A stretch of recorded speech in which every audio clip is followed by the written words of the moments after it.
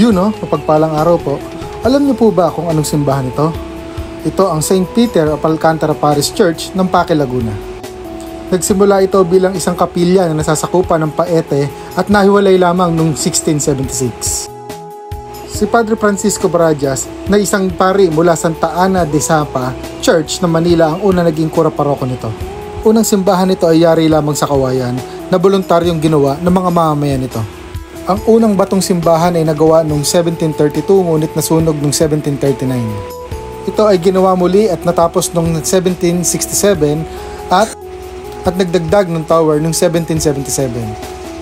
Ang imahe naman ng Our Lady of Turumba ay pinasayaan noong 1788. Alam niyo po ba nasunog ang bayan ng Pakel noong 1851 at ginawa muli makalipas ng isang taon?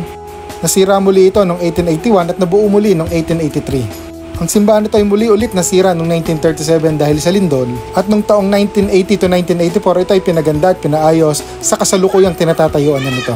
Narayo ang simbahan nito dahil sa di na rin mabilang na mirakulo na naganap sa simbahang ito.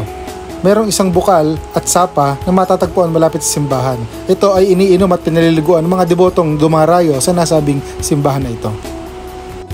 Muli po, ito ang St. Peter Alcantara Parish Church ng Paque, Laguna. God bless po!